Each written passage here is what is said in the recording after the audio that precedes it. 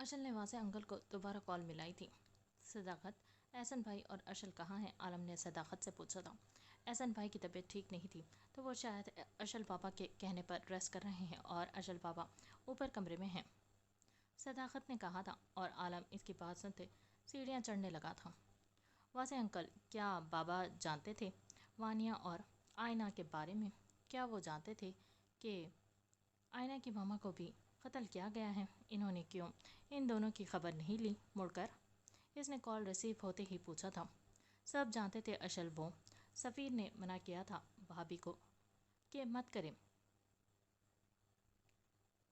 نہ لڑیں یہ کیس، مگر وہ نہیں مانی اور ایک دن ان کو بھی قتل کر دیا گیا۔ اور رہی بات وانیہ اور آئینہ کی، سفیر نے ہی انہیں ان کی نانی کے پاس بھیجا تھا، سفیر نے ہی ان کے تمام اخراجات اٹھائے تھے اور سفیر نے ہی کہا تھا کہ میں ان کا خیال رکھوں گا اور انہیں یہ کبھی مت بتاؤ کہ وہ ان کا کچھ لگتا ہے کہ وہ اس کی وجہ سے کسی مشکل میں نہ پھنس جائیں دونوں۔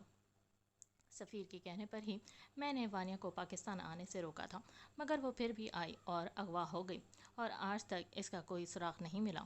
اشل، میں آئینہ کو اس سب میں شامل نہیں کرنا چاہتا تھا، مگر وہ بضد تھی وکیل بننے میں۔ ہانیہ کا کیس بھی اس نے مجھ سے ضد کر کے لیا تھا۔ میں اسے اس سب سے دور رکھتا ہوں تو وہ بچی ہوئی ہے، اگر میں اسے اس سب سے اب تک دور نہ رکھتا تو وہ شاید آج میرے پاس نہ ہوتی، واضح انکل نے تفصیلاً جواب دیا تھا۔ اتنا سب کچھ ہوتا رہا، ہمارے خاندان کا ایک ایک فرد کرائسس میں تھا اور آپ لوگ کچھ بھی نہ کر سکے، اس نے پوری شدت سے میز پر مکہ مارتے غراتے ہوئے کہا تھا۔ تب بھی دروازے کو ناک کرتا عالم اندر آیا تھا۔ آپ سے بعد میں بات کرتا ہوں میں، اشل نے کہتے فون بند کیا تھا۔ اشل، ہنی کا کچھ پتہ چلا؟ پولیس میں رپورٹ کروائی تم نے؟ میں تو اس کے سارے دوستوں سے مل کر آیا ہوں، مجھے وہ کہیں نہیں ملا، عالم نے پریشان زدہ لہجے میں کہا تھا، جبکہ ہری آنکھوں میں اس کے فون کال اس کے آتے ہی بند کرنے پر تجسس تھا، جبکہ اس کے اندر آتے ہی اشل کو مانوس سی خوشبو نے اپنے ارد گرد لپیٹا تھا۔ اشل نے آنکھیں بند کر کے اس خوشبو کو اندر کھینچا تھا۔ تم کہاں سے آ رہے ہو عالم؟ تمہاری شرٹ کے بٹن کیوں ٹوٹے ہیں؟ شہد رنگ آنکھوں میں تجسس لاتے اس نے گہری نظروں سے عالم کی شرٹ کے اگلے ٹوٹے دو بٹنوں کو دیکھا تھا۔ کہیں نہیں یار، وہ ہنی کے ایک دوست کے گھر گیا تھا، گارڈ اندر نہیں جانے دے رہا تھا تو اس سے بحث ہوئی اور پھر بات ہاتھ پائی۔ ابھی وہ یہ لفظ کہہ رہا تھا جب اشل نے اس کا کوٹ پیچھے کرتے اس کی شرٹ میں جذب ہوتے تازہ سوکھے اور گیلے خون کو دیکھا تھا۔ اس کو کرسی پر گراتے وہ اس کے کوٹ کے پیچھے کرتے اس کے خون پر جھکاتا اور ناک اس کے پاس کی تھی۔ کیا کر رہے ہو اشل؟ عالم اس کے رد عمل سے پریشان ہوا تھا اور لہجے پر قابو پایا تھا۔ اشل نے خون کے پاس ناک لے جاتے خوشبو اندر کھینچا تھا۔ وہ خوشبو نہ صرف اس خون میں سے بلکہ عالم کے کوٹ میں سے اس کے ارد گرد سے آ رہی تھی۔ اشل کے جبڑے بھیجے تھے، ماتھے پر بل آئے تھے۔ ہاتھ بڑھا کر اس کا گریبان دبوچتے اس نے غصے سے تنی رگوں کے ساتھ اسے اٹھایا تھا۔ غالیہ کہاں ہے عالم؟ جنونی انداز میں کہتے اس نے تیش بھری آنکھوں کو اس کی آنکھوں میں ڈالتے کہا تھا کہ اس کی آواز کی چنگھاڑ سے عالم کو لگا تھا کہ اس کی روح فنا ہو جائے گی۔ مجھے کیا پتا یہی ہوگی، تم مجھ پر شک؟ You bastard! اشل نے پنچ مارا تھا اس کے منہ پر۔ You bastard! اشل نے پنچ مارا تھا اس کے منہ پر۔ اشل، یہ خون، اس کی خوشبو، میں بھرے مجمع میں اپنی بیوی کی خوشبو پہچان سکتا ہوں۔ سب سے پہلے مجھ پر ضرب اس کے خون کی خوشبو نہیں لگائی تھی۔ میں نے پوچھا غالیہ کہاں ہے؟ اس بار اس نے اسے گریبان سے پکڑ کر اٹھا کر زمین پر پڑھا تھا۔ اس کا تیش، اس کا غصہ، آنکھوں میں اترتا خون، عالم کے رونگٹے کھڑے ہوئے تھے اس کی وحشت سے۔ کیوں کر رہے ہو یہ سب تم اشل؟ میں نہیں جانتا غالیہ کہاں ہے، یہ خون اس کا۔ بکواس بند کرو اپنی، تم مجھے چیلنج کر رہے ہو، میری حیثیت کو چیلنج کر رہے ہو؟ ارے اس کی خوشبو میرے روح میں رچ بس گئی ہے اور تم مجھے کہہ رہے ہو میں جھوٹ بول رہا ہوں؟ پہلی اور آخری بار پوچھ رہا ہوں کہ غالیہ کہاں ہے؟ اب کی بار اس نے اسے پکڑ کر دیوار کے ساتھ پٹکا تھا کہ اس کا سر بری طرح سے دیوار کے ساتھ لگا تھا۔ ماتھے سے خون نکلنے لگا تھا اور اس خون کی لکیر ہری آنکھوں کے پاس سے کھینچنے لگی تھی۔ بول کہاں ہے میری بیوی؟ اس کا رخ اپنی طرف کرتے پے در پہ مکے مارے تھے اس نے۔ تو تم جتنا مرضی مار لو مجھے، مگر میں اتنا گھٹیا نہیں ہوں کہ اپنے گھر کی عزت کو اغوا کروں، عالم نے درد سے کراتے کہا تھا۔ جھوٹ، جھوٹ پر جھوٹ، اچل نے جنونی ہوتے اب کے اس کے ہونٹوں پر پنچ مارا تھا۔ اس کا نچلا ہونٹ پھٹا تھا اور خون رسنے لگا تھا۔ اچل، یہ کیا کر رہے ہو؟ چھوڑو اسے، مر جائے گا وہ۔ پاگل ہو گئے ہو؟ احسن شور سن کر اوپر آیا تھا اور اچل کو کھینچ کر پیچھے کیا تھا عالم سے۔ چھوڑے مجھے احسن بھائی، میری بیوی اس کے پاس ہی ہے۔ آئی ایم 100% شیور کہ غالیہ اس کے پاس ہے۔ اس کے ارد گرد سے اس کی خوشبو آ رہی ہے۔ وہ ایک بار پھر لپکا تھا اس کی طرف اور ہاتھ ذرا سا بڑھا کر اس کے جبڑے پر پنچ کیا تھا۔ اچل، ہٹو پیچھے، اب اگر تمہارا ہاتھ اٹھا تو مجھ سے برا کوئی نہیں ہوگا۔ آئی سمجھ، احسن اس بار دھاڑا تھا۔ میں اسے کچھ نہیں کہوں گا۔ اسے کہیں کہ میری بیوی بیوی بیوی بیوی اتنی ہی بیوی کے ساتھ محبت تھی تو کیوں اسے ہر بات کے لیے مرد الزام ٹھہرایا؟ کیوں اس کے ساتھ نفرت اور بدلے کی آگ میں اتنا آگے نکل گئے کہ وہ تمہیں چھوڑ کر چلی گئی؟ اسے اس گھر سے نکلنے پر تم نے مجبور کیا۔ تمہاری نفرت اور زہر کے لپٹے ہوئے لفظوں نے اسے ایسے ڈسا کہ وہ بے اعتباری کی دلدل میں دھنستی گئی۔ اور اب تم جنونی ہو کر ہر کسی پر بھی ہاتھ اٹھاؤ گے؟ احسن نے غراتے ہوئے کہا تھا۔ میرے اور اس کے معاملات جو بھی تھے وہ میرے اور میری بیوی کے درمیان ہی رہیں تو اچھی بات ہے۔ آپ ان معاملات کو یوں نشر نہیں کر سکتے ہر کسی کے سامنے، اور میں ایسا ہونے بھی نہیں دوں گا، اس نے شعلہ لپکاتی آنکھوں سے کہا تھا۔ جہاں تک رہی اس کم ظرف اور دھوکے باز کی بات، میں یہ ثابت کر دوں گا آپ کو کہ غالیہ اس کے پاس ہے، کیونکہ میرے حساسات کبھی جھوٹ نہیں بولتے، اور غالیہ کے معاملے میں تو بالکل بھی نہیں۔ آخر بات اس نے عالم کی آنکھوں میں آنکھیں ڈالتے کہی تھی۔ میں کیوں کروں گا اس کا اغوا؟ میں پاگل؟ کرو گے تم اغوا اس کا، کیونکہ تم غالیہ کو ہانیہ کا قاتل سمجھتے ہو، اور یہ بھی کہ غالیہ کی وجہ سے یا پھر اس کی لاپرواہی کی وجہ سے ہنی اغوا ہوا ہے۔ تم اس سے بدلہ لو گے عالم، اور میں یہ ہونے نہیں دوں گا، اچل نے غصے سے پکارتے ہوئے کہا تھا اس کی بات کاٹ کر۔ تم پاگل ہو گئے ہو احسن، وہ جانتا ہے کہ غالیہ بے قصور ہے۔ اگر وہ اسے قصوروار نہ سمجھتا تو وہ اس کو جیل سے بازیاب کروانے کے فیصلے میں کبھی بھی حامی نہ بھرتا۔ احسن نے کہتے ہوئے اپنی آواز قدرے اونچی رکھی تھی۔ اب اسے غصہ آ رہا تھا۔ اچل کیا کر رہا تھا؟ اسے اس وقت وہ جنونی اور نیم پاگل لگا تھا۔ میں یہ تو نہیں جانتا، مگر میں اتنا جانتا ہوں کہ یہ شاید اپنی ماں کے پاسٹ کے بارے میں میری ماں تک نہ پہنچنا۔ اچل سفیر، اپنی ماں کے بارے میں سنتے ہی عالم نے آگے بڑھتے اچل کا گریبان پکڑا تھا۔ اس کی ہری آنکھوں میں تیش ابھرا تھا۔ تم دونوں کیا چاہتے ہو؟ احسن نے عالم کو پیچھے کیا تھا۔ کچھ نہیں، عالم شاید ماضی کے بارے میں جانتے ہوئے بھی بات نہیں کرنا چاہتا۔ اچل کے چہرے پر تلخ مسکراہٹ تھی۔ اپنی ماں کے ماضی کے بارے میں کیا خیال ہے تمہارا؟ کہیں ہانیہ آپی کی طرح احسن بھائی بھی؟ اپنی زبان سنبھال کر بات کر عالم، وہ چیل کی طرح جھپٹا تھا اس پر، ایک ہی جھٹکے میں اس کی گردن پکڑی تھی۔ کیا کہہ رہے ہو تم عالم؟ ہوش میں تو ہو؟ اب کے احسن بھی دھاڑا تھا۔ ہوش میں تو آپ کو آنے کی ضرورت ہے احسن بھائی، ذرا اپنے بھائی سے پوچھنا کہ کیسے وہ ہم دونوں کی ماؤں کے ماضی کے بارے میں جانتا ہے، اور صبا کون تھی؟ اچل کو پیچھے ہٹاتے اس نے اپنی گردن کو ادھر ادھر جھٹکا دیتے کہا تھا۔ اگر تمہیں یقین ہے کہ غالیہ میرے پاس ہے تو اچل ڈھونڈ لو، میں یہیں تمہارے پاس ہوں، اس نے کوٹ جھاڑتے تکلیف سے کراتے صوفے پر بیٹھتے کہا تھا۔ غالیہ تو تمہارے پاس ہی ہے، اور اب مجھے شک ہو رہا ہے کہ ہنی کو بھی کہیں تم نے تو اغوا نہیں کیا پرانی دشمنی کے چکر میں؟ آفٹر آل تم اس کے سگے ماموں تھوڑی ہو۔ اچل نے ٹانگ اٹھا کر اس کے سینے پر مارتے اسے دھڑام سے نیچے گرایا تھا۔ بند کرو یہ لڑنا، مجھے آخر بتاتے کیوں نہیں ہو کچھ؟ کیا ہے ماضی؟ احسن زچ ہوا تھا۔ احسن بھائی، آج تک میں نے کبھی آپ سے ماضی کی بات نہیں کی۔ میں آج تک اس گھر اور آپ کے ساتھ وفادار رہا ہوں، مگر آج آپ کے بھائی نے میری عزت، میری ساکھ، سب کچھ دو کوڑی کا کر دیا۔ میری بہن کیا مر گئی، مجھے رسوا کر دیا گیا اس کے گھر میں ہی۔ وہ گھٹنوں کے بل کھڑے ہوتے احسن سے بولا تھا، جبکہ اس کے چہرے پر تکلیف کے آثار واضح تھے۔ بکواس بند کرو، تمہاری انہی لگی لپٹی باتوں کی وجہ سے ہم آج اس مقام تک پہنچے ہیں۔ وہ ایک بار پھر سے اس تک پہنچا تھا۔ انف از انف، تم اب کچھ نہیں بولو گے؟ اچل، تم بتاؤ مجھے عالم، تم نے اتنی بڑی بات کیسے کہہ دی؟ ہانیہ اور میں کیا کیا کوئی پہلے بھی رشتہ تھا ہمارے درمیان؟ شادی سے پہلے؟ بچپن میں کیا تھا ایسا جو مجھے نہیں پتا؟ احسن نے ناسمجھی سے کہا تھا۔ ہاں میں بتاتا ہوں نا۔ احسن کے چہرے کے تاثرات دیکھتے اور اس کے چہرے پر تکلیف دیکھتے عالم کو دلی سکون ملا تھا۔ ہری آنکھوں کی پس مردگی 1 منٹ میں زائل ہوئی تھی۔ آپ کو پتا ہے میری ماں اور آپ کی ماں بیسٹ۔ بکواس بند رکھ اپنی، تجھے تو میں چھوڑوں گا نہیں۔ اب مجھے پکا یقین ہو گیا ہے کہ اس سب میں کہیں نہ کہیں تم بھی شامل ہو۔ نکلو میرے گھر سے باہر، ورنہ آج تم میرے ہاتھوں مارے جاؤ گے۔ نکلو باہر۔ اس نے ٹانگیں مارتے مکے مارتے اسے کمرے سے باہر نکالا تھا اور وہ لٹکاتا ہوا سیڑھیوں تک آیا تھا۔ وہ اسے کھینچتا ہوا نیچے لے جا رہا تھا۔ اشل کیا کر رہے ہو؟ وہ مر جائے گا، اس کی بات سن لو۔ احسن نے دہائی دی تھی مگر اشل سن ہی کب رہا تھا۔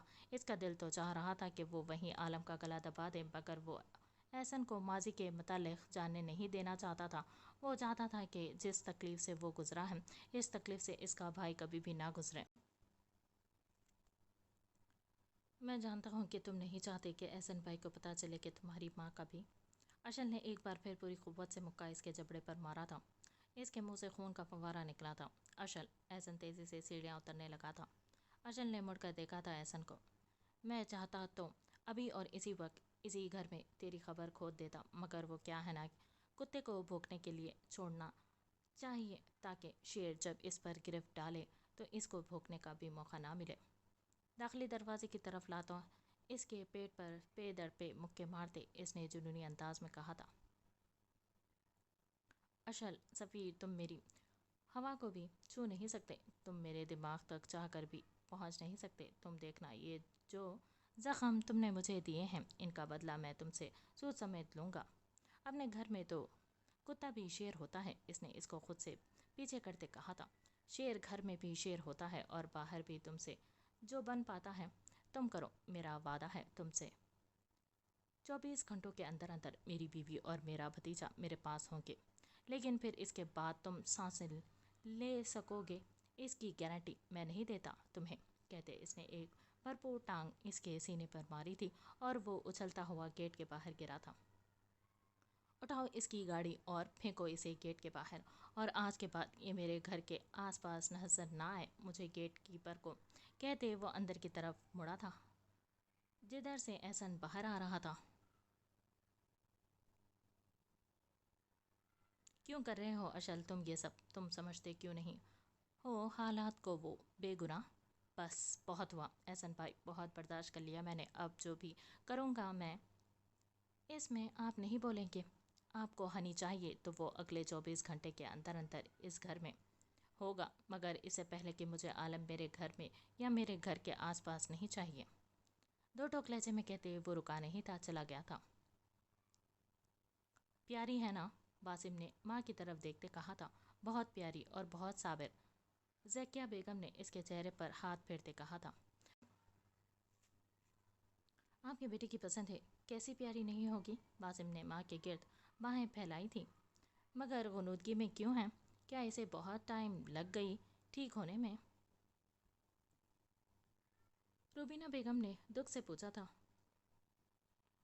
بالکل نہیں، بہت جلد ٹھیک ہو جائے گی، ابھی تو بس دوائیوں کے زیر اثر ہے۔ اتنے سالوں کی اذیت ایک دن میں ختم نہیں ہوگی، بس آپ دعا کریں یہ جلد ٹھیک ہو جائے، باسم نے کہا تھا۔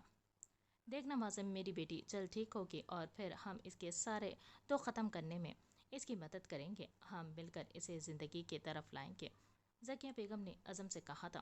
انشاءاللہ، باسم نے وانی کے چہرے کے ایک ایک نقش کو ازبر یاد کرتے کہا تھا۔ وہ وانیہ کے متعلق ذکیہ بیگم کو بہت پہلے بتا چکا تھا، تبھی جب اسے وانیہ سے پہلی نظر کی محبت ہوئی تھی۔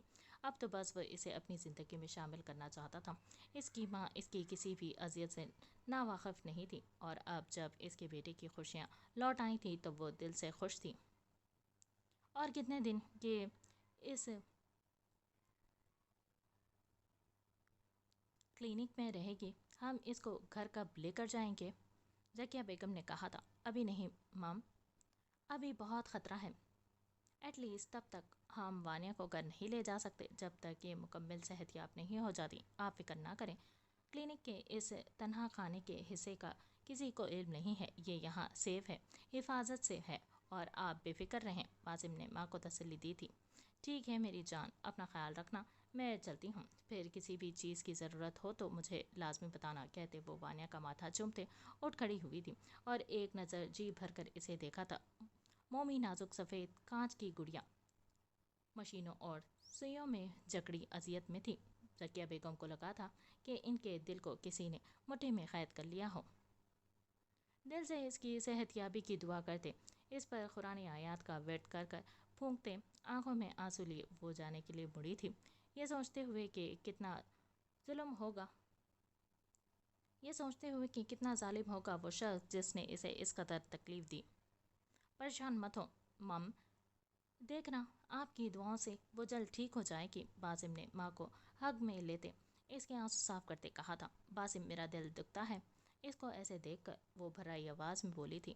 مم, اب اس کی اذیت کے دن ختم ہو گئے ہیں, انشاءاللہ اس کو تکلیف پہنچانے والا بھی سکون سے نہیں بیٹھے گا. آپ بس دعا کیا کریں. باہر لے جاتے اس نے ماں سے کہا تھا اور وہ بدلے میں سر ہلا گئی تھی. یہ عالم کو کیا ہوا ہے, اس کو کس نے اتنا مارا ہے؟ اربد جو گیٹ کے اندر گاڑی کر رہا تھا, دوسری گاڑی میں خون سے لت پت عالم کو گاڑی سٹارٹ کرتے دیکھ کے کہا تھا. اشل, تم مجھے بتاؤ, ان فائلز میں ایسا کیا تھا جو تم پڑھ کر اس حد تک میں آپ سے کہہ رہا ہوں کہ فی الحال میں آپ کو کچھ بھی بتانے کی حالت میں نہیں ہوں. وہ دہاڑا تھا اور اپنے کمرے کی طرف تیزی سے بڑھا تھا. احسن بھائی, یہ عالم کو کیا ہوا ہے, اس کی حالت؟ اندر آتے ہی اربد نے احسن سے کہا تھا, جا کر پوچھو اپنے بد دماغ اور جاہل دوست سے, ہمیشہ جس نے کبھی کسی کی نہیں سنی, صرف اور صرف اپنی کی ہے. کہتے احسن بھی کمرے کی طرف بڑھ گیا تھا اور اربد کندھے اچکاتا اشل کی تعریف کے گن سنتا اس کے کمرے کی طرف بڑھا تھا. احسن نے روم میں جاتے ہی موبائل اٹھایا تھا اور نمبر ڈائل کیا تھا. واسع انکل, آپ ابھی اور اسی وقت گھر آ رہے ہیں, میں آپ کا انتظار کر رہا ہوں. احسن نے واسع انکل کے فون اٹھاتے انہیں کچھ بولنے کا موقع دیے بغیر کہا تھا اور فون ٹھک سے بند کیا تھا. دوسری طرف اربد اشل کا دروازہ کھولتے اندر داخل ہوا تھا اور دیکھا تھا اشل اپنی ریوالور میں بلیٹس ریفل کر رہا تھا. کیا کر رہا ہے تو, یہ دماغ ٹھیک ہے, کس کو مارنے جا رہا ہے؟ اربد نے اس کے ہاتھ سے گن لیتے کہا تھا. ہٹ جا سامنے سے, اس وقت میں اپنے آپ میں نہیں ہوں. اشل نے اس کے ہاتھ سے گن چھینتے کہا تھا. مگر ہوا کیا ہے, کچھ بتاؤ تو مجھے بھی. اربد نے اس کی تیش والے حالت دیکھتے کہا تھا. تجھے مل گئی فرصت یہ جاننے کی کہ کوئی اشل بھی ہے تیری زندگی میں, اور یہ جاننے کی کہ تیرا بھتیجا اغوا ہو چکا ہے اور غالیہ بھی. شروع کے لفظوں میں طنز تھا جبکہ آخری کے ایک لفظ میں اداسی تھی. کیسے, کب میں نے فون نہیں اٹھایا یا نمبر بند تھا تو تم لینڈ لائن پر کر دیتے, مر تھوڑی گیا تھا میں. اربد تو اشل کی طرف سے ملنے والی خبر پر جیسے ہل گیا تھا. ہاں, جیسے مجھے تو صرف یہ ایک کام رہ گیا تھا نا جناب اربد, سکندر کو اطلاعات دینا یہ سب سے زیادہ ضروری تھا. اس نے غراتے ہوئے کہا تھا. اوکے ریلیکس, خود کو کول ڈاؤن کرو اور مجھے بتاؤ کیا ہوا, سب کیسے ہوا؟ اس نے اشل کو بازو سے پکڑتے بٹھاتے کہا تھا. میرے پاس فالتو وقت نہیں ہے اربد, مجھے کیسے بھی کر کے ان دونوں تک پہنچنا ہے. اس نے اٹھتے ہوئے کہا تھا. اشل, تم ٹھیک کہہ رہے ہو, مگر ہر کام کو کرنے کے کچھ اصول ہوتے ہیں. تم بغیر پلاننگ کے, بغیر ثبوتوں کے کسی پر بھی کیسے دعویٰ بول سکتے ہو؟ اس نے نرمی سے کہا تھا. ثبوت نہیں ہے میرے پاس, مگر مجھے یقین ہے کہ غالیہ عالم کے پاس ہے, اور اگر غالیہ عالم کے پاس ہے تو ہنی کا بھی سراغ وہیں سے ملے گا. اس نے جبڑے بھینچتے کہا تھا. عالم پر کیوں شک ہے؟ تمہیں کیسے یقین؟ کیونکہ اس کے ارد گرد سے غالیہ کی خوشبو آ رہی تھی, اور وہ صرف اس کی خوشبو نہیں, اس کے آنسوں کی صدا تھی. تمہیں پتہ ہے اربد, جب میں اس دن پہلی بار غالیہ سے حوالات میں ملا تھا تو اشل سفیر کو پہلی بار اس کی خوشبو سے آشنائی ملی تھی. اس کی خوشبو نے میرے اعصاب جھنجھوڑ دیے تھے. اس کا خون جو میرے ہاتھ پر لگا تھا, یہی اسی بیڈ پر آ کر بیٹھ کر سونگا تھا میں نے. میری حسیات مجھے دھوکہ نہیں دے سکتی. وہ تکلیف میں ہے, بہت تکلیف میں, وہ کسی سے لڑ نہیں سکتی, اس میں ہمت نہیں ہے اتنی وہ اس کی اذیتوں کو سہ رہی ہوگی. اس کے آنسو مجھے بے چین کر رہے ہیں. وہ بہت معصوم ہے, مجھے وہ اپنے علاوہ کسی کے بھی سامنے کمزور نہیں چاہیے، آنسو بہاتی نہیں چاہیے۔ میں بن پانی کی مچھلی کی طرح تڑپ رہا ہوں، اربت ایک پل بھی سکون نہیں مل رہا، میرے اندر لاوے جل رہے ہیں۔ وہ ڈبڈباتی آنکھوں سے اربت کے گلے لگا تھا۔ ہانیہ بھابھی نے ہنی کی ذمہ داری ہم دونوں بھائیوں کو دی تھی۔ وہ ہمیشہ کہتی تھی کہ اشل ہنی میرا نہیں تمہارا بیٹا ہے، اسے بھتیجے سے بڑھ کر بیٹا سمجھنا۔ دشمن جانتا ہے کہ ان دونوں میں میری جان بستی ہے، اسی لیے اس نے اشل کے دل اور دھڑکنوں پر وار کیا ہے۔ اربت کو محسوس ہوئے تھے اشل کے آنسو اپنی شرٹ پر جذب ہوتے۔ اشل کی یہ حالت دیکھ کر خود اربت بھی پریشان ہوا تھا۔ آج تک اس نے اسے کسی عورت کے لیے اتنا بے چین اور بے بس نہیں دیکھا تھا۔ آخر بچپن سے ان دونوں کا ساتھ تھا، مگر عالیہ کے لیے اس کی بے چینی واقعی قابل دید تھی۔ تو بات محبت سے بڑھ کر عشق تک جا پہنچی ہے۔ اس نے اشل کا کندھا تھپتھپاتے اسے خود سے الگ کرتے کہا تھا، میں نہیں جانتا محبت عشق پیار کیا ہے، مگر میں اتنا جانتا ہوں اس کی مٹھی میں میری سانسیں مقید ہے، وہ دور جائے گی تو میرا دل دھڑکنا بھول جائے گا، کہتے اس نے اپنی آنکھیں صاف کی تھی۔ چلو میرے ساتھ۔ اشل نے اربت کا ہاتھ پکڑ رہا تھا اور اسے لیے باہر کی طرف بڑھا تھا۔ واضح کے ناک پر کسی نے سپرے کیا تھا، آہستہ آہستہ اس کی حسیات بیدار ہونے لگی تھی۔ وانیہ وانیہ کہاں ہے؟ اس نے اٹھتے کمرے میں دیکھا تھا۔ پتہ نہیں واضح صاحب، میں تو مارکیٹ گیا ہوا تھا، آپ کے لیے کچھ برانڈڈ ڈرنکس لینے۔ واپس آیا تو پورا فارم ہاؤس دھوئیں سے بھرا ہوا تھا، سب ملازم بے ہوش پڑے ہوئے تھے۔ میں پھر واپس گیا مارکیٹ، وہاں سے یہ سپرے لایا تھا کہ سب کو دوبارہ ہوش میں واپس لا سکوں۔ وانیہ بی بی بھی یہاں نہیں ہے، ملازم نے کہا تھا۔ ہٹو پیچھے، وہ لے گئے ہیں۔ آئینہ اپنی بہن کو لے گئی، اپنی دوستوں کے ساتھ مل کر وہ زیادہ دور نہیں گئی ہوگی، مجھے اس تک پہنچنا ہے۔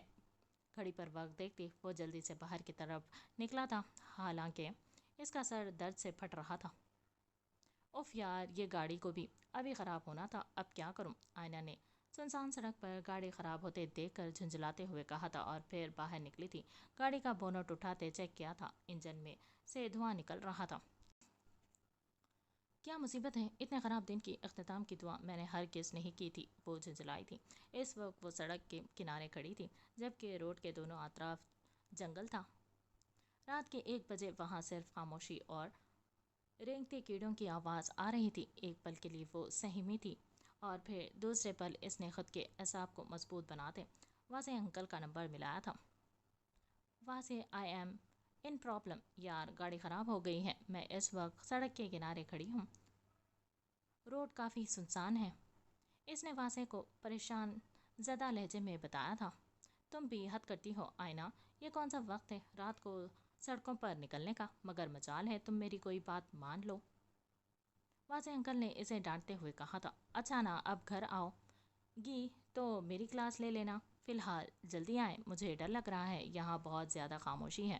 میں اشل لوگوں کے گھر سے 2 کلومیٹر آگے جو جنگل کی طرف روڈ جاتی ہے، اس کے سینٹر والی روڈ پر ہوں، جلدی آئیں۔ اس نے فون پر ایڈریس سمجھایا تھا۔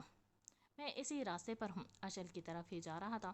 تم فون بند نہیں کرو گی، مجھ سے بات کرتی رہو اور گاڑی میں بیٹھو، دروازہ لاک کر کے گاڑی نہیں کھولو گی۔ اور ابھی وہ کہہ رہے تھے کہ کال ڈسکنیکٹ ہوئی تھی۔ اوفو، یہ بیٹری بھی ابھی ڈیڈ ہونی تھی۔ اس نے غصے سے فون کو گھورا تھا۔ تبھی ایک گاڑی زن کرتے اس کے پاس سے گزری تھی، وہ سہمی تھی، مگر پھر آگے بڑھ کر اس نے اپنی گاڑی کا دروازہ کھولا تھا۔ تبھی اس کے ہاتھ کے اوپر کسی نے ہاتھ رکھا تھا۔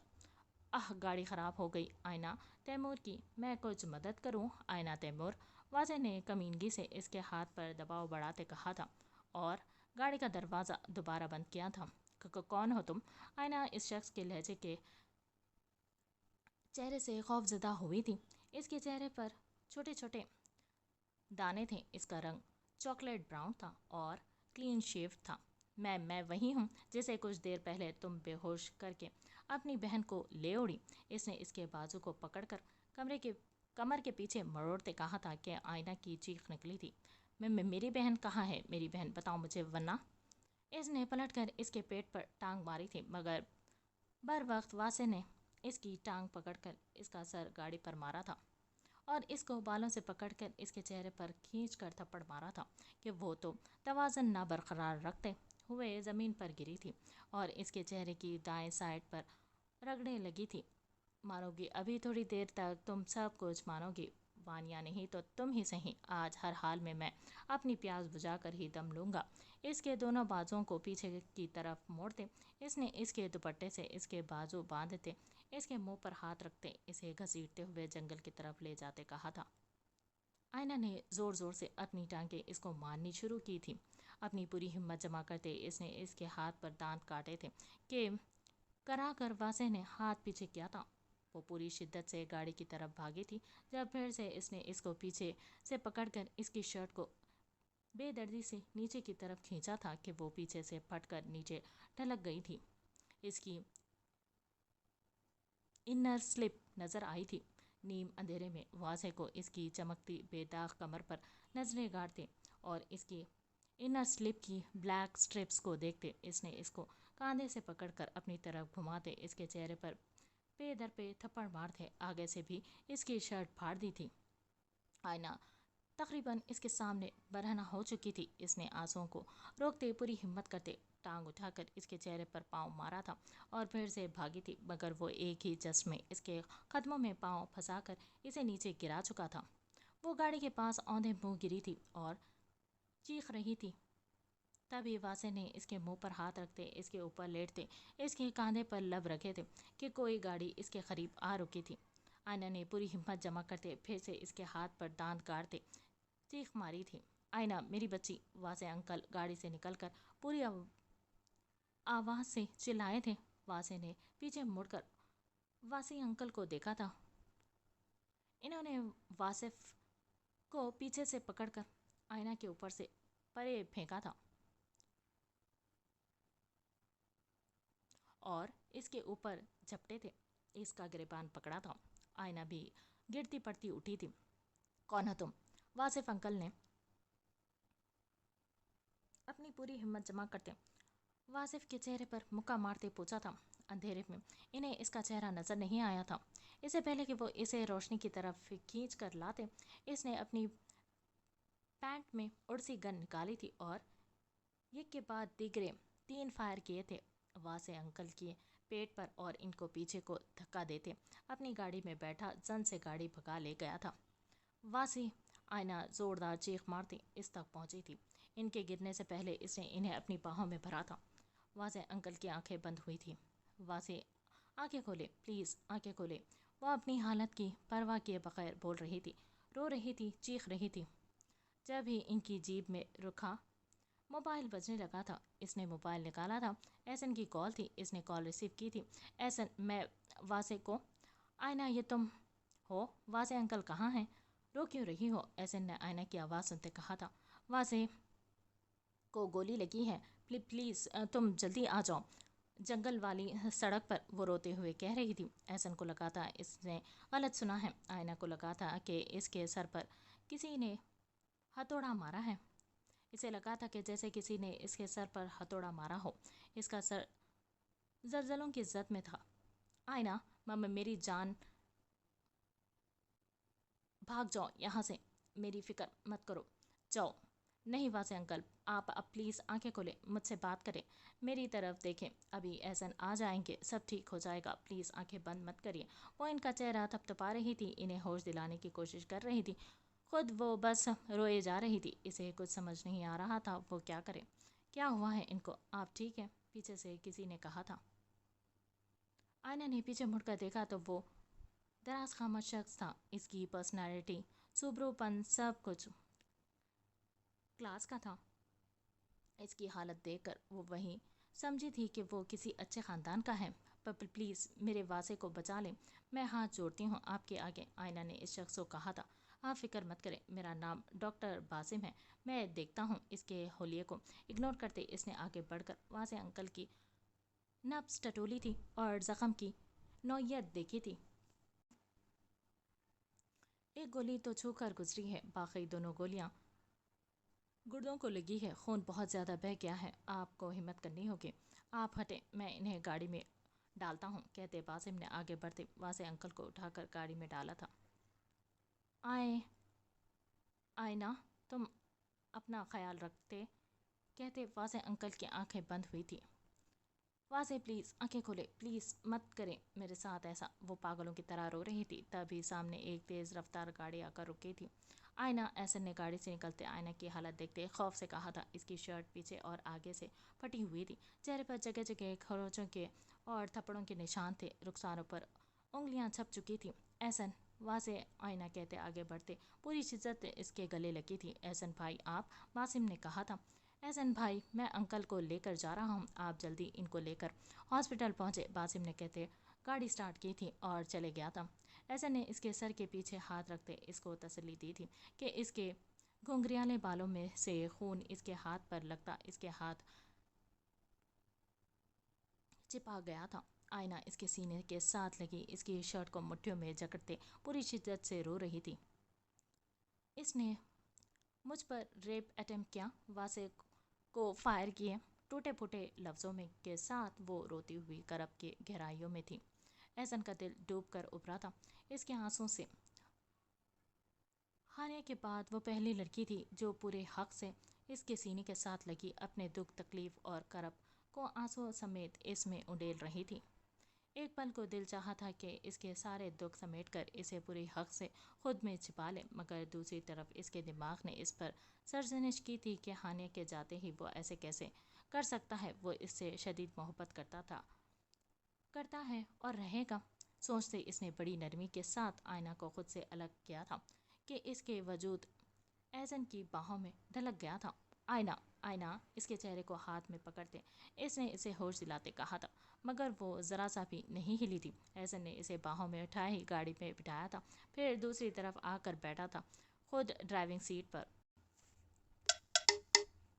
गाड़ी में पड़ी वाटर बॉटल से हाथ में पानी लेते इसने मुंह पर छिड़का था, मगर वो हुनूस पे होश पड़ी थी। आयना, come on get up, Wasay uncle को ठीक हो जाएंगे। इसने अब की बार इसके नरम दूधिया हाथों को रब किया था, मगर वो इस बार भी टस से मस नहीं हुई थी।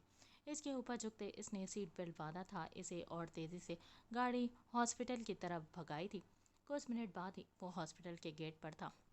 अपनी सीट बेल्ट उतरने लगा था जब एक बार फिर आयना के हुलिये पर नज़र गई थी। वो बेहोश पड़ी थी सीट पर। घुंघरियाले बाल दोनों साइडों से मुंह पर पड़े थे। सफ़ेद चेहरे पर जगह जगह उंगलियों के और चोटों के निशान थे। इसका पीला करता पूरी तरह से आगे और पीछे से फटा हुआ था। एक मिनट की भी देरी किए बगैर इसने जल्दी से अपनी शर्ट उतारी थी और आयना के कंधों से बाल पीछे किए थे। इसके कंधों पर भी ज़बरदस्ती की पकड़ के उंगलियों के निशान थे। चमकती गोरी रंगत पर उंगलियों के सुर्ख निशान थे और वहीं पर कांधे से ढलकती ब्लैक स्ट्रिप पर नज़र पड़ते इसने नज़रें चुराई थी।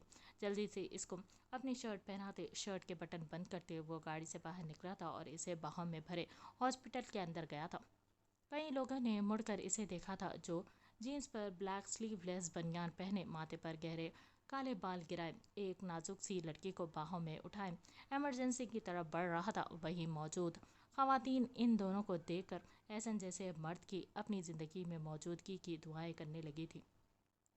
Please get aside, it's an emergency case, कहते वो लोगों के हजूम को पीछे करते एमरजेंसी की तरफ गया था और आयना को स्ट्रेचर पर लेटाया था। ओके मिस्टर, हम देख लेंगे, आप वेट करें, डॉक्टर ने कहते इसको इमरजेंसी के बाहर रुकने का ही कहा था और वो वहीं रुक गया था। बुझे कदमों से चलता वो पीछे की तरफ आया था और दीवार के साथ टेक लगा कर खड़ा हो गया था। एक ही दिन में क्या क्या हो गया था, कितनी क़यामतें गुजर गई थी। हनी का अगवा, गालिया का घर छोड़कर जाना, फिर अगवा होना, वासे अंकल को गोली लगना, आयना का रेप, अगर इसका रेप हो जाता तो। इसने ये सर झटका था, वो सोचना भी नहीं चाहता था ये इस मासूम सी लड़की का क्या कसूर है। कौन है वो जो हमसे जुड़े हर रिश्ते को अजियत दे रहा है। इसने करब से आंखें मीचते सोचा था। एहसन भाई, वासिम ने करीब आते कहा था। वासे अंकल ठीक तो हैं? एहसन ने इसको सामने देखते आंखें खोलते पूछा था। वो ठीक नहीं है, ऑपरेशन थिएटर में है, मैं भी जा रहा हूँ, इनकी सर्जरी है, आप दुआ करें। आयना, वो कहाँ है? वो मुसलसल इसका नाम पुकार रहे हैं, वासिम ने जल्दी में कहा था। آئینہ ایمرجنسی میں ہے، وہ ٹھیک نہیں ہے۔ احسن کی آواز میں لرزش تھی۔ اوکے میں دیکھتا ہوں، کہتے باسم جلدی سے ایمرجنسی کی طرف بڑھا تھا۔ یا اللہ پاک پلیز واسع انکل کو کچھ نہ ہو، بابا کے جانے کے بعد بڑوں میں سے صرف وہی تو بچے ہیں میرے پاس، پلیز ان کو ٹھیک کر دو۔ اس نے بھیگی آنکھوں سے دعا کی تھی۔ ابھی جس پیشنٹ کو ایمرجنسی میں لایا گیا ہے اس کے ساتھ اٹینڈنٹ کون ہے؟ نرس نے باہر آتے پوچھا تھا۔ میں ہوں ساتھ، احسن نے آگے ہوتے کہا تھا۔ آپ کا نام؟ نرس نے پوچھا تھا۔ احسن سفیر، احسن نے کہا تھا۔ پیشنٹ کا نام؟ نرس نے پوچھا تھا۔ آئینہ، آئینہ احسن، اوکے آپ ان کے ہسبینڈ ہیں؟ ٹھیک ہے، آپ کو ڈاکٹر صاحب روم نمبر 2 میں ملیں گے، آپ ان سے بات کر لیں، نرس تیزی سے کہتی آگے بڑھی تھی۔ مگر پیشنٹ کا نام آئینہ تیمور، اس سے پہلے کہ وہ کچھ بتاتا وہ سنی انسنی کرتی چلی گئی تھی۔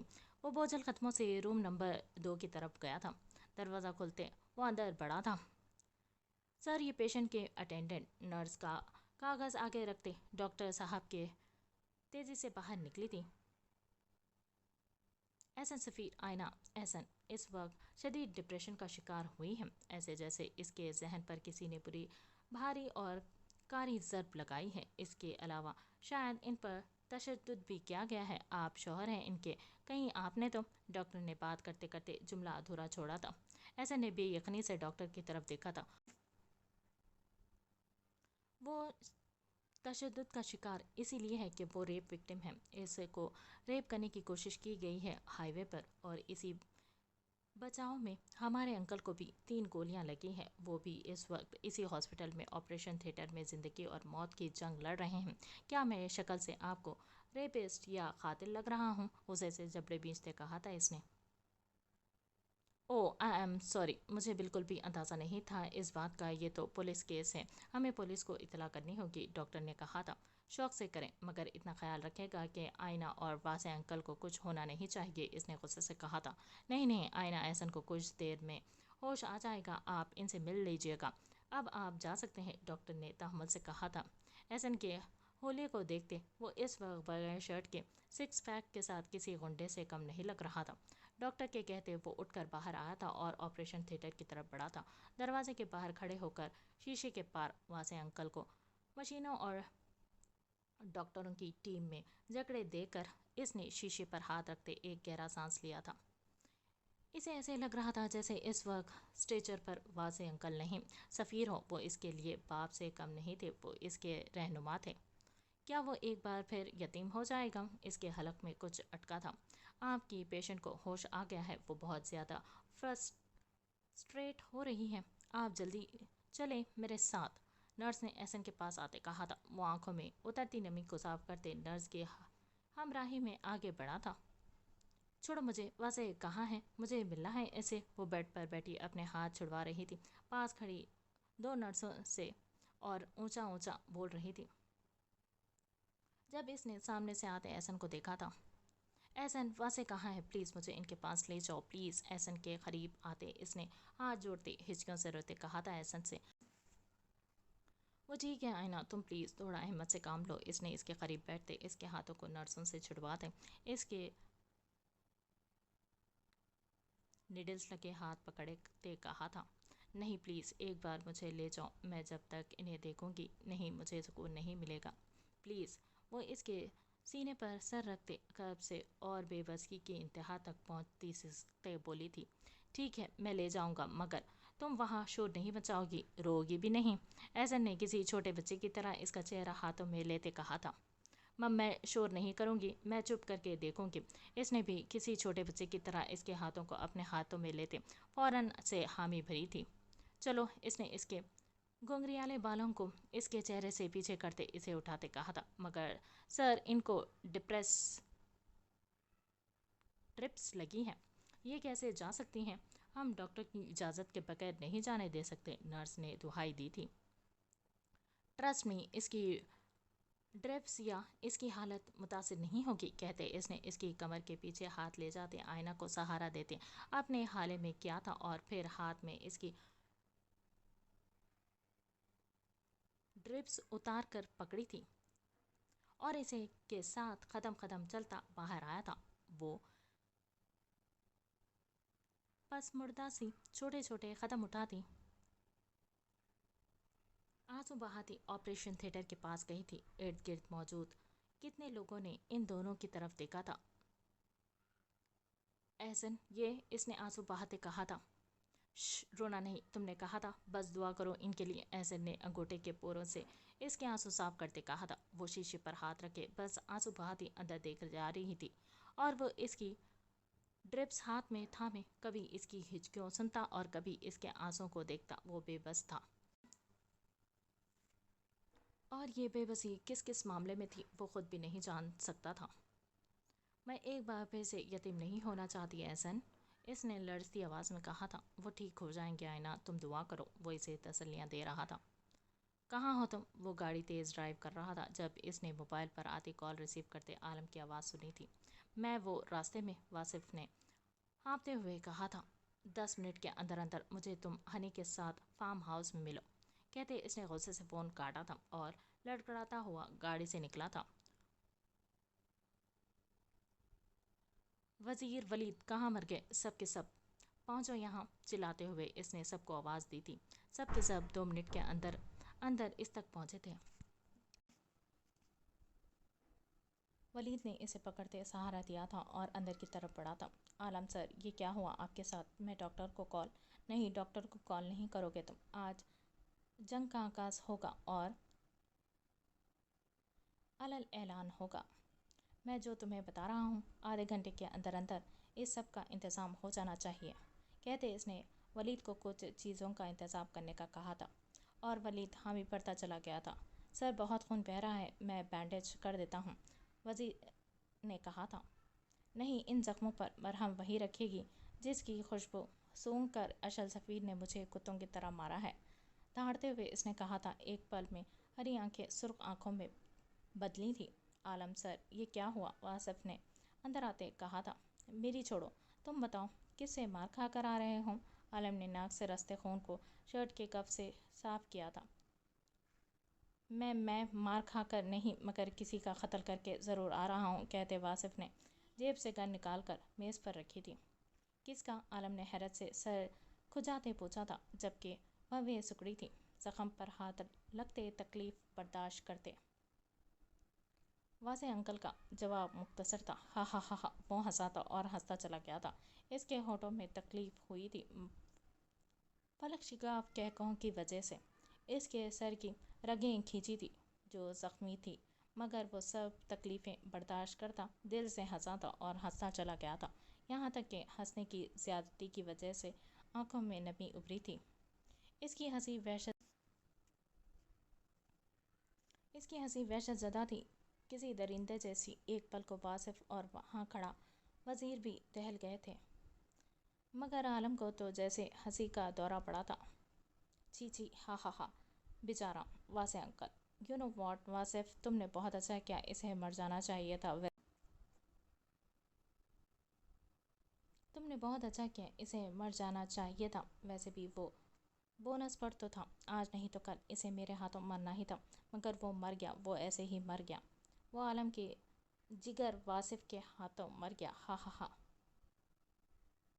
इधर उधर चक्कर काटते सर कुचाते वो हंसा था और हंसता चला गया था। आप पूछेंगे नहीं कि मैंने इसे क्यों मारा? वासिफ ने इसकी हंसी रुकते कहा था। यकीनन वो तुम्हारे रास्ते में आया होगा और मेरे रास्ते का कांटा बना होगा, और वासिफ आलम के रास्ते के हर कांटे को हटाना जानता है, कहते इसके चेहरे पर ताज़ा मुस्कुराहट और वहशत के साए थे। आना ने पानिया को अगवा किया फार्म हाउस से और फिर मुझे बेहोश करके और सारे मुलाजिम को। वासिफ ने सारी कहानी सुनाई थी आलम को। तुम्हें आयना को भी ज़िंदा नहीं छोड़ना चाहिए था। वो गुर्राया था इस पर। मैं क्या करता, मुझे इस वक्त कुछ समझ नहीं आया, वासिफ ने बड़बड़ाते हुए कहा था। लानत हो तुम पर वासिफ, तुम्हारे सामने एक लड़की अगवा होती है, और अगवा कौन करता है? 3 नाजुक लड़कियां, और फिर तुमसे एक नाजुक सी लड़की संभाली नहीं जाती, और एक बूढ़े से डर कर इसे मार कर तुम वापस आ जाते हो।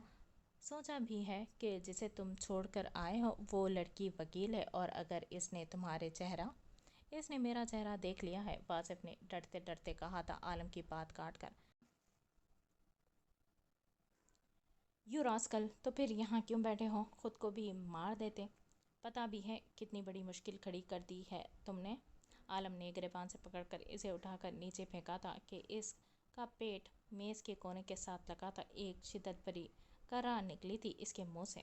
تم نے سب برباد کر دیا، تم نے اشل کے یقین پر مہر لگا دی ہے۔ وہ کتوں کی طرح میری بو سونگھتا یہاں آتا ہوگا اور ایسے میں اس کا ساتھ دے گی آئینہ تیمور۔ پہلے تو میرا پلان تھا اشل سفیر پر چھپ کر وار کرنے کا، مگر اب جو ہوگا آمنے سامنے ہوگا۔ کہتے اس نے واصف کو اٹھایا تھا اور ایک مکہ اس کے جبڑے پر مارتے اس کو پاس پڑی کرسی پر پھینکا تھا۔ ہنی کہاں ہے؟ اس نے پوچھا تھا واصف سے۔ ساتھ لایا ہوں، دوسری کمرے میں ہے مگر وہ بے ہوش ہے، شاید بھوک کی زیادتی کی وجہ سے، واصف نے منہ سے بہتے خون کو صاف کرتے کہا تھا۔ جی تو کر رہا ہے اس گن میں موجود باقی کی گولیاں تمہارے سینے میں اتار دوں، مگر کیا کروں، تمہارے بغیر گزارا بھی نہیں ہے۔ جاؤ دیکھو ولید نے انتظام کیے ہیں مکمل یا نہیں، پول سائٹ پر لے کر آؤ اس غالیہ اور ہنی کو۔ پھنکارتے ہوئے کہتے اس نے واصف کے گریبان کو جھٹکے سے چھوڑا تھا اور وہ وزیر کو ساتھ آنے کا اشارہ دے کر باہر نکل گیا تھا۔ اشل سفیر، جب تمہارے بھتیجے اور بیوی سے ملاقات ہوگی تو تمہارے پیروں سے تو زمین نکل جائے گی، تم دیکھنا تم خود کو کتنا بے بس محسوس کرو گے، اور تمہاری بے بسی کو میں دیکھنا چاہتا ہوں پوری شدت سے۔ ہا ہا ہا، آج تم میرے سامنے کتے بنو گے اور میں تمہارا شیر۔ اپنے قدموں کو نہ چٹوایا تم سے، تم میرا نام بھی عالم نہیں۔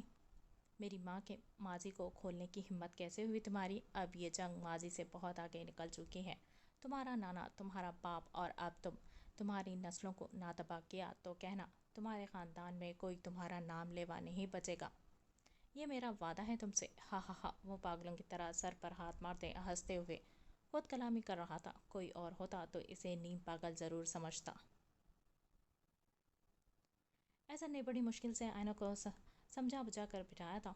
وہ اس وقت احسن کے کندھے پر سر رکھے آنکھیں بند کیے نیم غنودگی میں بیٹھی تھی، آپریشن تھیٹر کے سامنے۔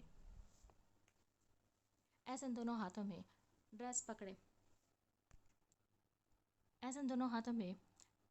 پکڑے آپریشن تھیٹر کو دیکھے جا رہا تھا۔ ہاتھ کڑ چکے تھے ڈرپس پکڑنے کی وجہ سے اور بازوں میں شدید درد ہونے لگا تھا۔ اس نے دیکھا تھا آپریشن تھیٹر کی لائٹ آف ہوئی تھی۔ اس کا دل بری طرح سے دھڑکا تھا۔ باسم باہر آیا تھا، پھر قدم قدم چلتا ان دونوں کے پاس بیٹھا تھا۔ آئینہ غنودگی میں تھی۔ احسن کے دل کی دھڑکنیں تیز ہوئی تھیں۔ خود کو کچھ بھی برا سننے کے لیے اس نے تیار نہیں کیا تھا۔ وہ پوچھنا چاہتا تھا باسم سے، مگر اس کی زبان نے اس کا ساتھ نہیں دیا تھا۔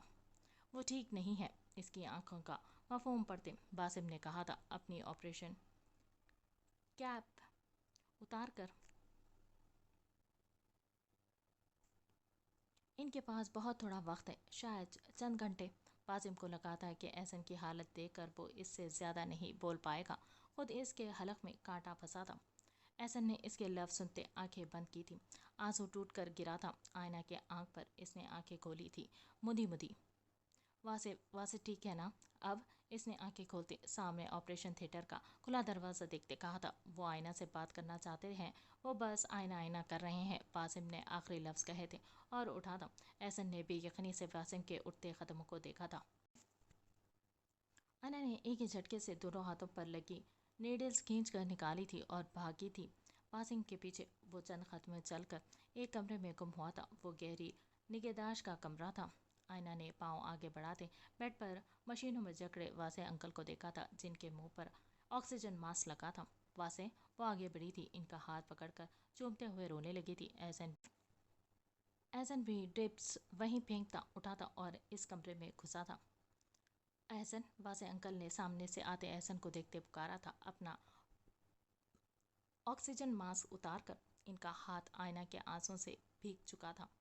جی واصف انکل، وہ تیزی سے ان کی طرف بڑھا تھا۔ میرے پاس وقت بہت کم ہے، میں جانے سے پہلے آئینہ کی ذمہ داری تمہیں سونپنا چاہتا ہوں۔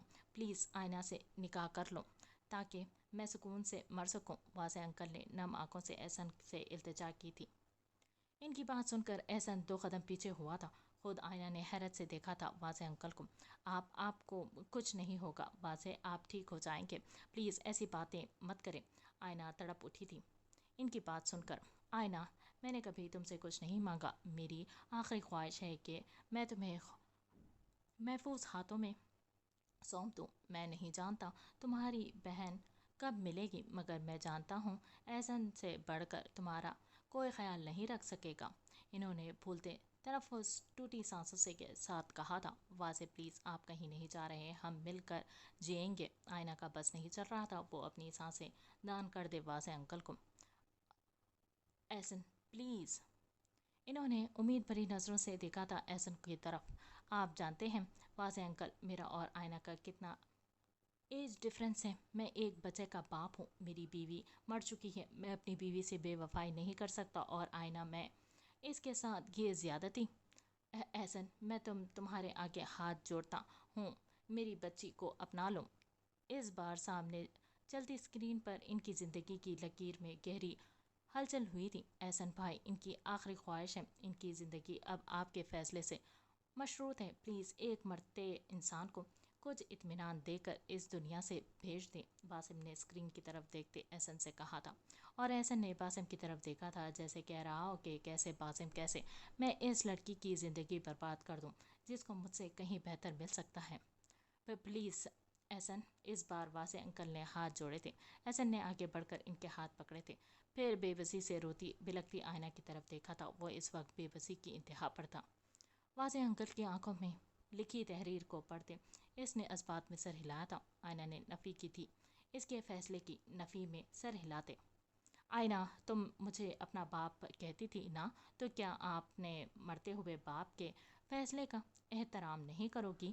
انہوں نے آئینہ کے انکار کو دیکھتے کہا تھا۔ اس نے مثبت میں سر ہلاتے بری طرح سے ان کے کاندھے پر سر ٹکاتے رونا شروع کیا تھا۔ ڈاکٹر پلیز میرے لیے ایک فیور کر دیں، میں اپنی بیٹی کا نکاح دیکھنا چاہتا ہوں، انہوں نے باسم سے کہا تھا، اور آنکھیں بند کیے تیز ہوتے سانس کے ساتھ اپنے سینے پر سر رکھ کے آئینہ کے لمس کو محسوس کرنے لگے تھے۔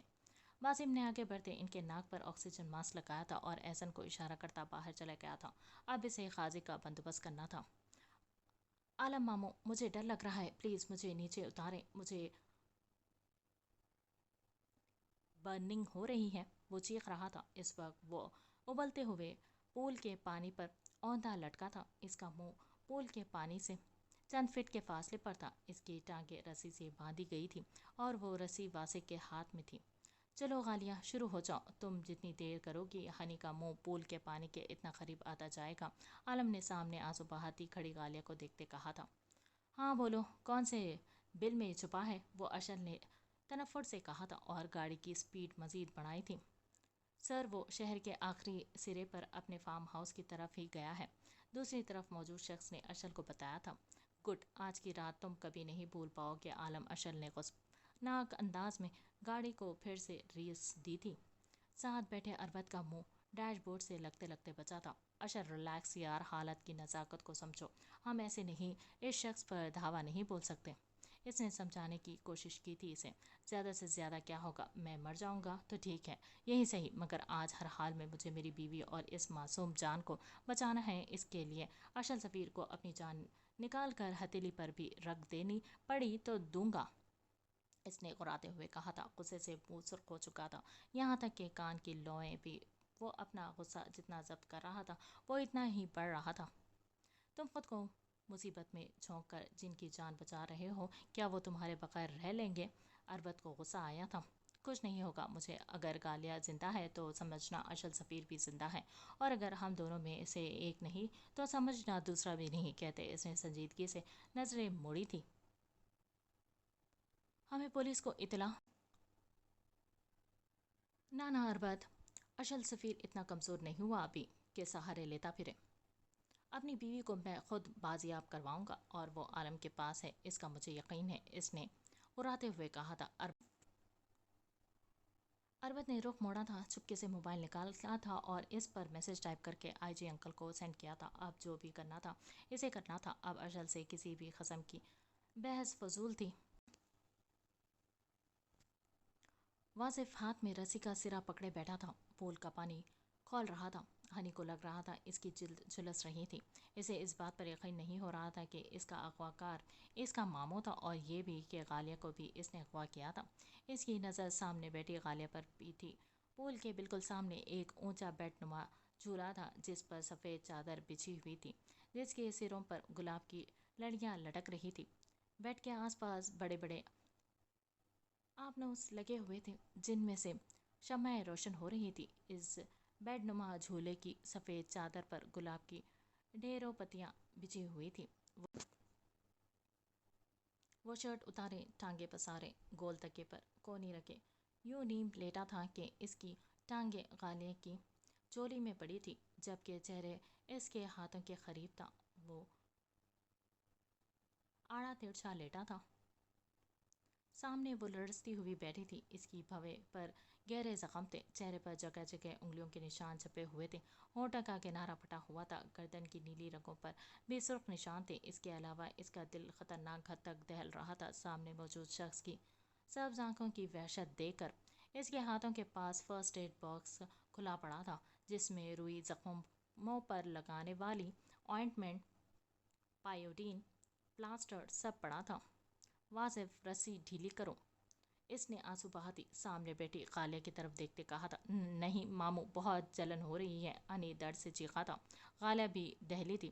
نہیں پلیز اسے کچھ مت کہو، میں کر رہی ہوں، کہتے اس نے لرزتے ہاتھوں سے فرسٹ ایڈ باکس سے روئی لی تھی.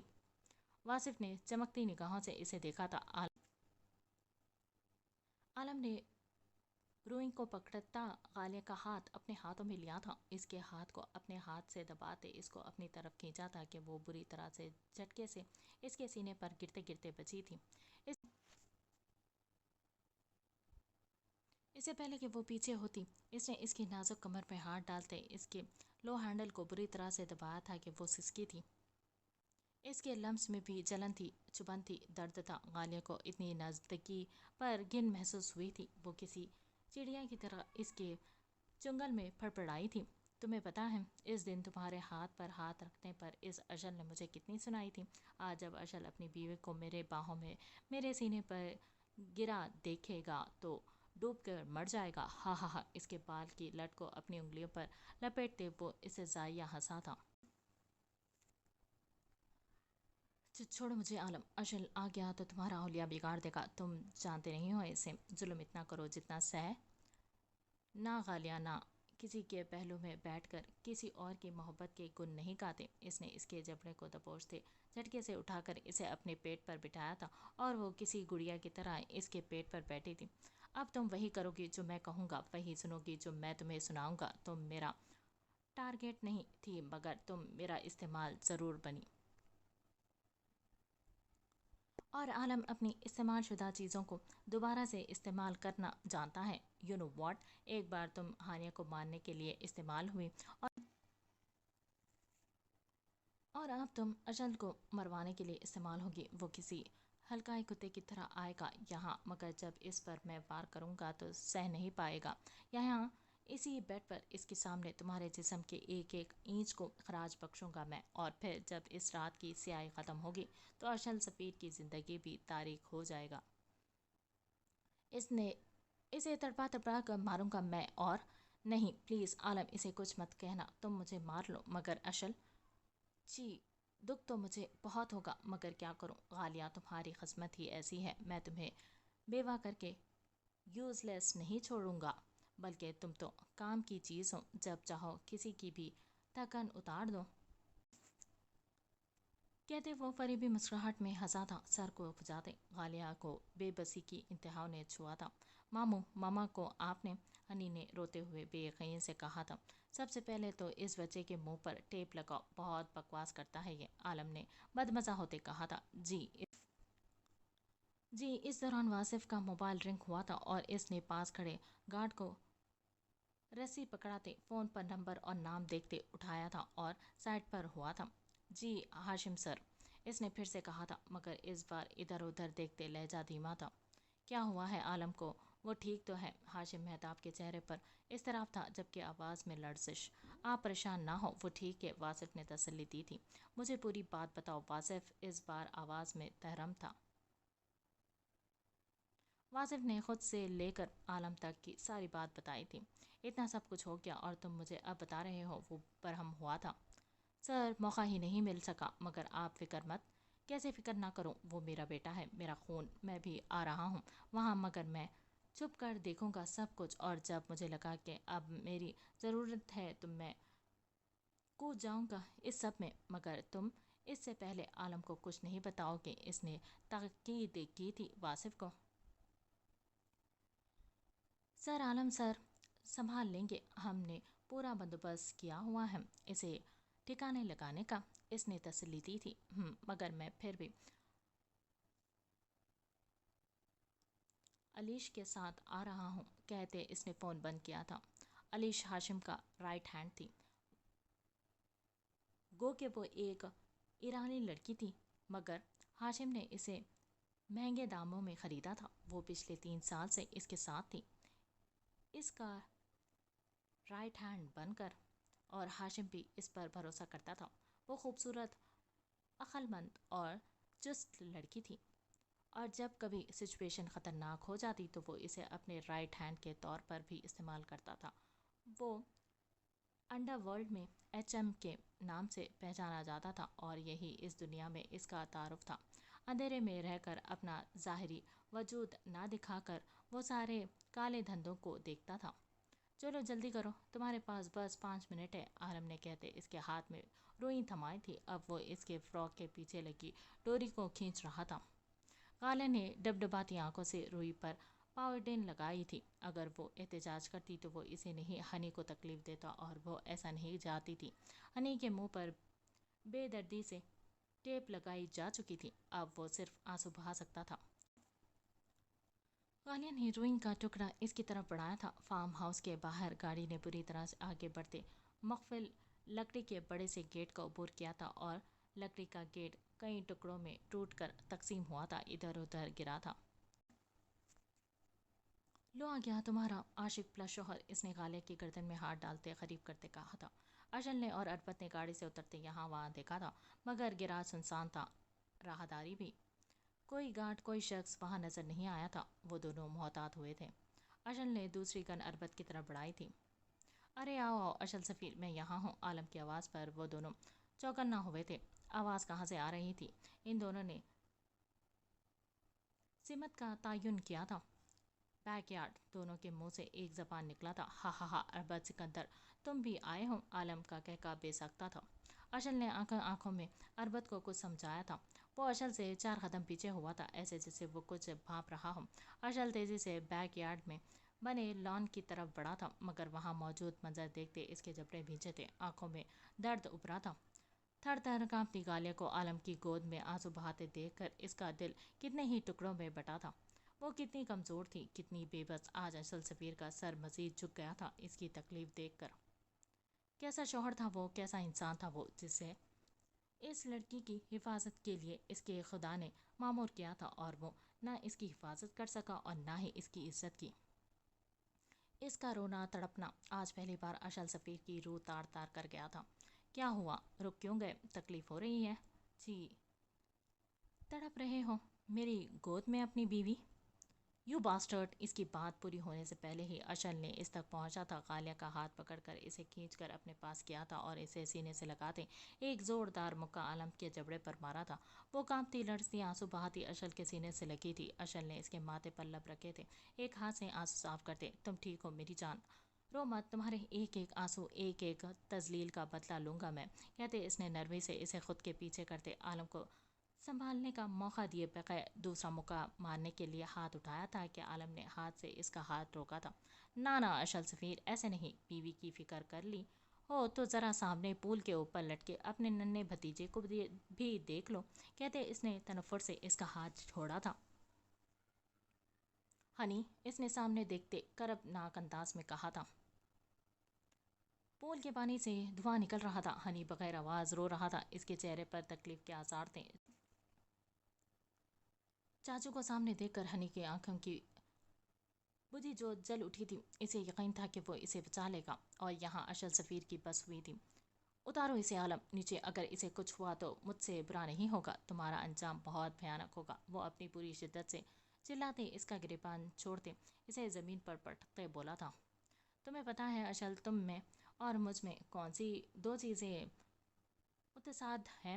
تم غصہ کر کے سوچتے ہو سمجھتے ہو، اور میں سوچ سمجھ کر غصہ کرتا ہوں، پوائنٹ پر آتا ہوں۔ اگر تمہیں تمہارے بھتیجے کی جان پیاری ہے تو اس پیاری کو مجھے دینا ہوگا آج کی رات کو رنگین بنانے کے لیے۔ اور اس سے پہلے کہ وہ مزید کچھ بولتا، اشل اسے مارنے کے لیے بڑھا تھا۔ تبھی 4 گارڈز نکل کر آئے تھے اور انہوں نے پیچھے سے اشل کو دبوچا تھا۔ بس بہت ہوا تمہارا، ہاں؟ عالم نے آگے بڑھ کر ایک پنچ مارا تھا اشل کے منہ پر۔ اس نے پوری جان سے خود کو چھڑوانے کی کوشش کی تھی مگر ناکام ہوا تھا۔ تمہیں کیا لگا تھا میں تمہیں یہاں خود بلوا کر، اپنے نشان چھوڑ کر، خود تک پہنچنے کا راستہ بتا کر یوں بے یار و مددگار بیٹھوں گا، کوئی پلاننگ نہیں کروں گا؟ تو تم غلط تھے اشل سفیر۔ یہ شاید زندگی کا پہلا کیس ہوگا جب ایک شوہر کے سامنے اس کی بیوی، ہا ہا ہا۔ وہ قدم قدم چلتے اس کے ارد گرد ٹہلتے کہہ رہا تھا کہ پھر اس نے ہاتھ بڑھا کر غالیہ کو کھینچا تھا اور اس کی فراک کاندھے سے پکڑ کر نیچے کی تھی۔ چٹاخ! غالیہ نے اشل کی طرف دیکھتے پوری ہمت کرتے عالم کے منہ پر تھپڑ مارا تھا کہ وہ لہرا کر نیچے گرا تھا۔ اشل نے دل ہی دل میں اپنی بھیگی شیرنی کی ہمت کو سراہ رہا تھا۔ یو بچ! عالم نے اس کی گردن کے پیچھے بالوں کو پکڑتے اسے بیڈ پر پھینکا تھا۔ اربد جو اندرونی کمروں کا جائزہ لے رہا تھا، کسی نے اس کے سر پر بھاری چیز ماری تھی اور وہ کرا کر رہ گیا تھا۔ اس سے پہلے کہ وہ پیچھے مڑ کر دیکھتا، اس کے بازوؤں کو پیچھے لے جا کر سختی سے پکڑتے ایک گارڈ اسے تقریباً کھینچتا ہوا باہر لایا تھا اور اشل کے سامنے کھڑا کیا تھا۔ تیری ہمت کیسے ہوئی مجھ پر ہاتھ اٹھانے کی؟ کہتے وہ اس پر جھکا تھا۔ وہ اس کے نیچے سے پوری جان نکال کر نکلی تھی کہ عالم نے پھر سے اس کے بالوں کو پکڑا تھا۔ لمبے بالوں کی ہاتھوں پر لپیٹتے اس نے بے دردی سے اسے گھسیٹا تھا۔ غالیہ کے گردن میں کرا اٹھی تھی۔ یہ ایسے نہیں مانے گی، ڈالو ہنی کے پاؤں پانی میں، عالم چیخا تھا۔ نہیں! غالیہ تڑپی تھی۔ اشل نے بھی تڑپ کر دیکھا تھا۔ رسی ہنی کے پاؤں کو دھیرے دھیرے نیچے کر رہی تھی۔ نہیں پلیز اسے کچھ مت کہو، معصوم جان مر جائے گی، پلیز تم جو کہو گے میں کروں گی، پلیز اسے مت تکلیف پہنچاؤ، پلیز۔ غالیہ نے ہاتھ جوڑے تھے اس کے سامنے۔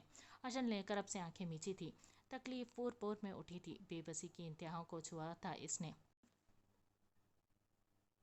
چلو پھر اپنی فراک اتارو، عالم نے حکم دیا تھا اور اشل کی بس ہوئی تھی اب یا آر یا پار۔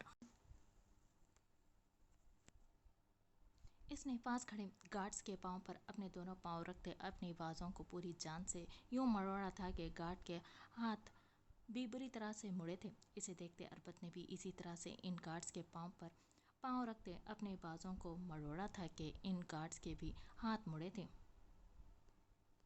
گارڈز کے ہاتھ کی گرفت ڈھیلی ہوتے اشل نے اپنے ہاتھ چھڑواتے پیچھے کھڑے گارڈ کے سینے پر ٹانگ مارتے انہیں اوندے منہ گرایا تھا۔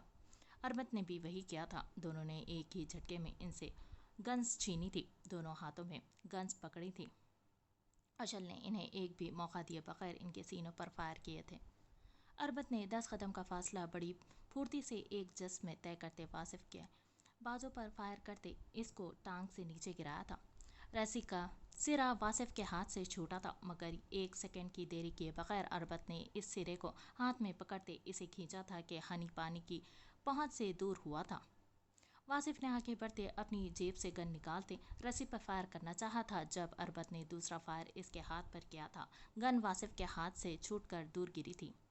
اشل نے باری باری 6 گارڈز کو گولیاں سے بھونا تھا۔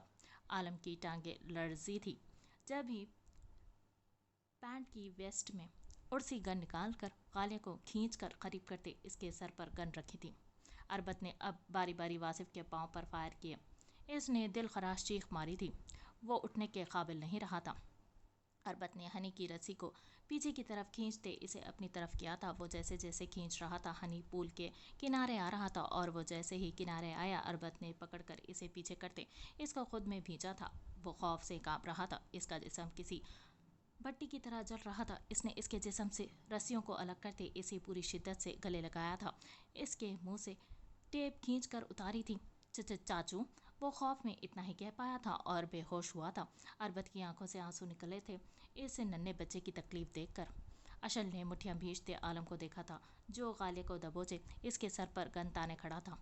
देखो अशल, अगर तुम मेरे करीब आए तो मैं इसे शूट कर दूंगा। इसने गालिया की गन पट्टी पर रखी गन पर गिरफ्त मजबूत करते इसकी तरफ देखा था। अशल ने इसकी आंखों में देखा था। इसकी आंखों में डर था, खौफ था, मगर वो खौफ और डर एकदम ज़ायल हुआ था। अशल के पीछे देखते इसकी आंखें चमकी थी। अशल इसकी आंखों का मफहूम समझता बगैर पीछे मुड़े गन को पीछे की तरफ करते इसने एक बाद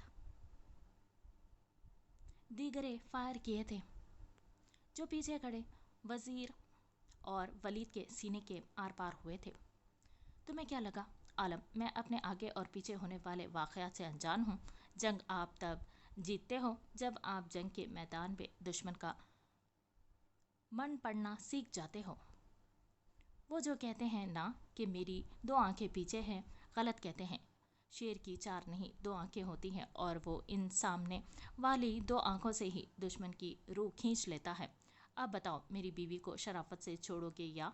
इसने गन पर फूंक मारते कदम कदम चलते कहा था।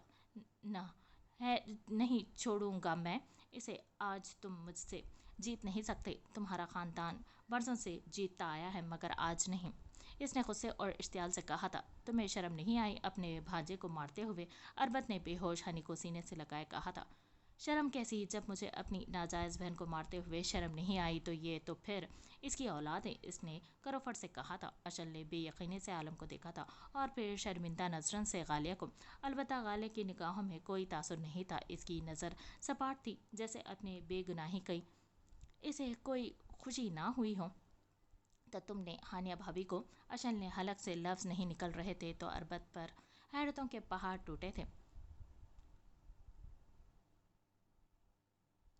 दूर जमीन पर औंधे मुंह पड़ा वासिफ अब चंद फासले पर गिरी गन की तरफ बढ़ रहा था। आहिस्ता आहिस्ता वो इनकी गुफ्तगू से ज़्यादा तवज्जो अपनी टारगेट पर दे रहा था।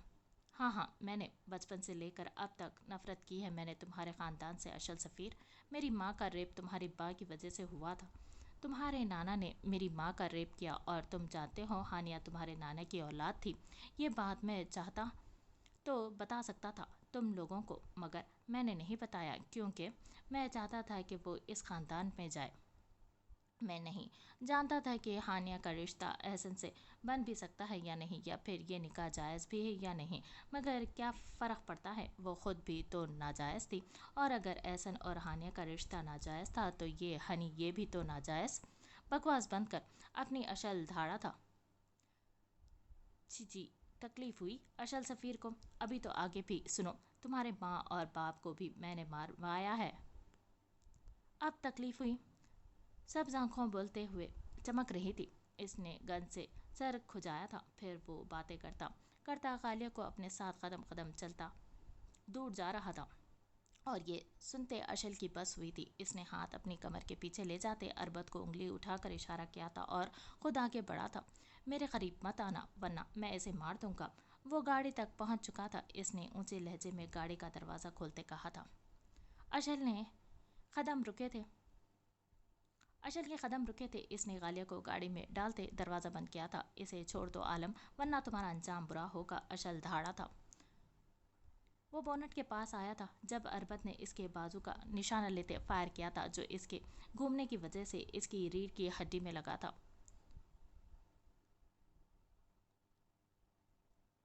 दूर दरख्तों की ओट में छुपे सारा तमाशा देखते हाशिम मेहताब ने आलम को फायर लगते देखकर दिल पर हाथ रखा था। अपनी गन सीधी करते वो अलीश को लिए बाहर निकला था और तेज़ी से गाड़ी तक पहुंचा था। जब भी आलम ने गाड़ी का बोनट उठाते इसके अंदर फायर किए, गाड़ी धमाके से ब्लास्ट हुई थी। आलम भी उड़ता हुआ दूर जाकर गिरा था। अशल ने बेयकीनी से जलती गाड़ी को देखा था। इसके जिस्म से जैसे जान निकल गई हो। गाड़ी में से लपेटे हुए सुर्ख शोले निकल रहे थे। हा हा हा, तुम्हारी गालियाँ तो गई। वो धाड़ा था और हंसने लगा था। गालियाँ? एक खतरनाक चीख मारते अशल गाड़ी की तरफ बढ़ा था। अशल मत जाओ वहाँ। अरबत इसकी तरफ भाग गया था। वो पागलों की तरह गाड़ी की तरफ भाग रहा था। अरबत ने इसे पीछे से पकड़ा था। तभी सायरन की आवाज़ आई थी। पुलिस की भारी नफरी इस तरफ आई थी। आलम ने गन पकड़कर अशल पर फायर किया था, जो इसके कांधे पर लगा था। इसके हाथ में गन पकड़ी देखकर एक पुलिस ऑफिसर ने आलम पर फायर किया था, जो सीधा इसके पेट के मुकाम पर लगा था, और चूंकि वो पूल के पास खड़ा था जब ही खोलते हुए पानी में गिरा था। इसकी दिलखराश चीख की आवाज़ खोलते हुए पानी में दब गई थी। उबलते हुए पानी में इसकी सांसों की डोर शायद 1 सेकंड से भी कम अरसे में टूटी थी, और अब पानी में इसका खून मिक्स हो रहा था। हाशिम मेहताब ने दूर खड़े होते अपने सामने मौजूद लड़की की तरफ देखते अपने बेटे को तड़पता देखा था। इसकी आंखों से आंसू गिरा था और फिर वो रुका नहीं था। आज फिर शायद जीत इसके दुश्मन की ही हुई थी। आज फिर वो इस दुश्मनी की भेंट अपने बेटे को हार चुका था।